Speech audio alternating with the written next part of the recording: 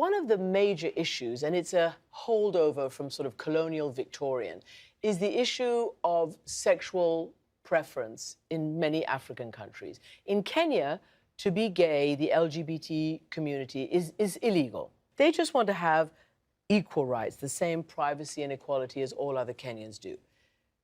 Is that something that you aspire to for your country? I want to be very clear, Christiana. I will not engage in a subject that is of no, it is not of any major importance to the people and the Republic of Kenya. This is not an issue, as you would want to put it, of human rights or this. This is an issue of society, of our own base as a culture, as a people, regardless of which community you come from. This is not acceptable. This is not agreeable. This is not about Uhuru Kenyatta saying yes or no. This is an issue that the people of Kenya themselves, who have bestowed upon themselves a constitution, right, after several years, have clearly stated that this is not a subject that they are willing to engage in, yeah, at this time and moment. In years to come, possibly long after I'm president, who knows? Maybe our society will have reached a stage where those are issues that people are willing, freely and open to discuss. I have to be honest with you. And that is the position that we have always maintained. Those are the laws that we have, and those are laws that are 100% supported by 99% of the Kenyan people, irregardless of where they come from. So It's a very you're going to get yourself into trouble. Mm. Because what you've categorically just stated is that this is not an issue for us, for the Kenyan people, yes. And you don't think that the idea of their privacy, their equality, their rights is important. This is, but it's a global issue right now. It's important to them where they are. Why is it not I am important saying to you that it as is president not of the country? important to me as the leader of 49 million Kenyans. And after, if you want to ask me my personal opinion, what is your personal opinion? After I finish my process, I can talk about my personal opinion. But as the leader of the people of the Republic of Kenya, I represent that which our people are desirous to be. And I have no choice, but that is my position. Would you publicly say that people who are LGBT, gay members of the Kenyan population should not be discriminated against, should not be violated, should not be abused? No Kenyan should be abused, should be, mistreated in any particular. Every Kenyan is protected by law, every single Kenyan. But they also must recognize that their freedoms are also must be taken into the entire context of the society that they live in. Because this is not a question of governments accepting or not accepting. This is a question of society, right? Currently, Accepting, it's a legal process. Yes. And that legal process is based on the society that you live in, and that's why laws are made. So I think that's all I have to say about that particular Mr. President, you were speaking about a modern Africa, and I'm here with the Bay Area Reporter, which is the LGBT newspaper. And for people who don't know what LGBT is, that's the gay and lesbian community. So I'm wondering, you've done so much for women in Rwanda, and they have so much power. I'm wondering, is the LGBT community a part of the future of Rwanda?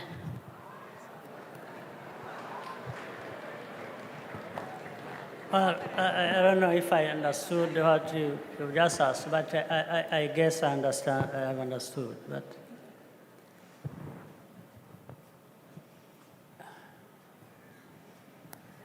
LGBT. Homosexuality. Yes. It hasn't been our problem.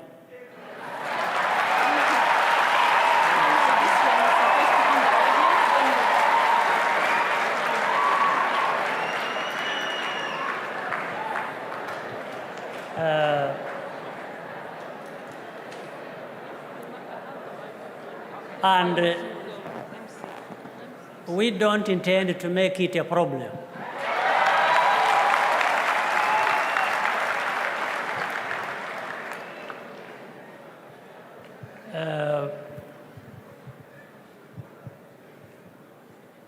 So we are struggling with all kinds of problems we have. And as I said earlier, we want to have everybody involved, participating. That means, as I said, being there for each other again is because we mind being supportive of each other, we mind the stability that comes with allowing people to live in harmony. And I think we've made good progress on that. So this far, since, as I said, that is not a big problem for us, I don't want to make it a problem.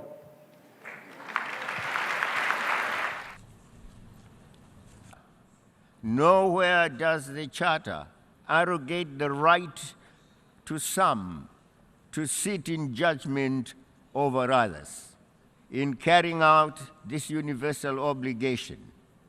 In that regard, we reject the politicization of this important issue and the application of double standards to victimize those who dare think and act independently of the self-anointed prefects of our time.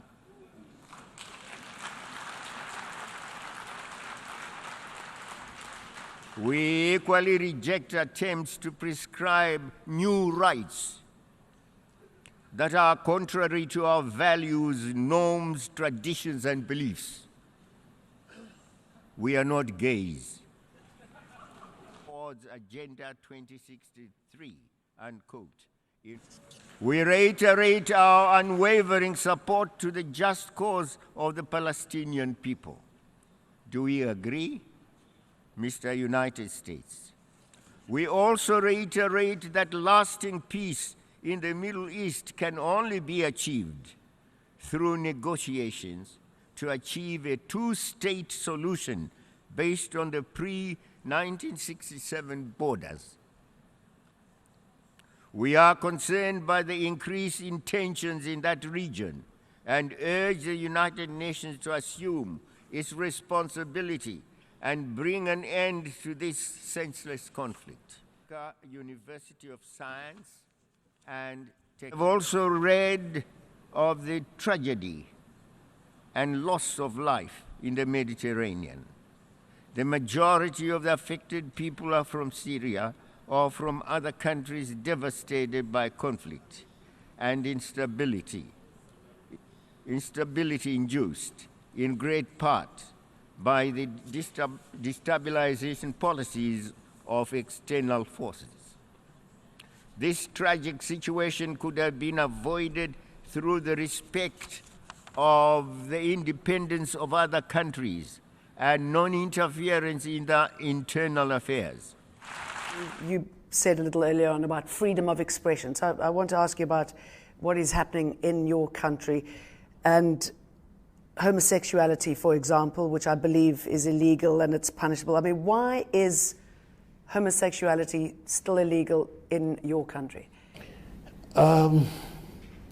The social, cultural issues, if you like. I don't believe that in Ghana so far a sufficiently strong coalition has emerged, which is having that impact on public opinion that will say, change it. Let's then have a new paradigm in Ghana. Is that something you would get behind? I think that it is something that is bound to happen. And when that happens... What's going to provoke it? What's going to make it happen? Oh, it's the activity, like elsewhere in the world. Like elsewhere in the world, the activities of individuals, of groups. I grew up in England. I went to school as a young boy in England, and I grew up at a time in England when homosexuality was banned there. It was illegal, and I lived the period when British politicians thought it was anathema even to think about changing the law, and then suddenly the activities of individuals or groups, a certain awareness, a certain development, grew and grew and grew stronger, and it forced a change in law. I believe that those are the same processes that will bring about changes in our situation. At the moment, I don't see that in Ghana there is that strong current of opinion that is saying this is something that we need to even deal with. It's not so far a matter which is on the agenda. Many people, even if they may not be the majority, regard it as their right to have free choice in choosing who they love, who they want to have sex. Many people, even if they may not be the majority, regard it as their right to have free choice in choosing who they love, who they want to have sex with, and don't believe that the state should get involved. It's not the state, it is the society. But you signed it into law. Yes, but I'm acting on behalf of the society. I'm not, it's not just the state, it is the society. And that's why I would like to advise the Europeans and the Western groups that this is one area which should be a no-go area, because if they want real confrontation with us, this is one area they are not going to make our people budge. Okay, they have told us, and we have told them, and they are the ones who provoked it in the first place. But what about the equality of an individual, as the Western countries would argue, to have the right to choose what they want for themselves? That just by virtue of being a human being, they have certain human rights, and one of which is to express themselves freely in the way that they choose. We cannot accept that behaving unnaturally is a human right. Why not? I was regarding it as an inborn problem. A genetic link to homosexuality. Genetic distortion. That was my argument. But now our scientists have knocked this one out. And once you argue that it is a question of choice, then really you have lost the argument as far as these Ugandans are concerned. Do you think that by signing the bill, you're taking Uganda backwards? Not at all, not at all. Uganda is where it has always been. The Uganda have never supported our society since time immemorial, have never supported homosexuals. What is your message to Western human rights groups, to President Obama, respect, to lesbian, gay, bisexual, and transgender people? Respect African societies and their values. If you don't agree, you just keep quiet. Let's manage our society the way we see. If we are wrong, we shall find out by ourselves. Just the way we don't interfere with yours. Do you personally dislike homosexuals? Of course, they are disgusting. What sort of people are they? How can you go? I never knew what they were doing. That's how I've been told recently that what they do is terrible, disgusting.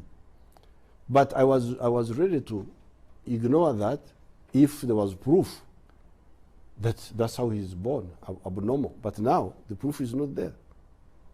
Is this about politics more than morality and religion or culture? Not at all. There are many critics that have said this is about 2016. This is about the elections, and the majority of people in this country support what you're doing. They support anti-gay legislation. But why had I refused to sign it? Why had I refused to sign the bill if that was the case? I had refused to sign it because I wanted it, and I was not going to sign it. Maybe they would have changed it for me to sign it until I was confronted by the science, which I demanded from them. You show me whether But it's made you very popular, signing this bill, even more so than you are. There are people in this country that would vote for you because of what you did today. The MPs will win their seats because of what you did That's today. not my intention. My intention was the truth, the facts, and what is good for our country, our society.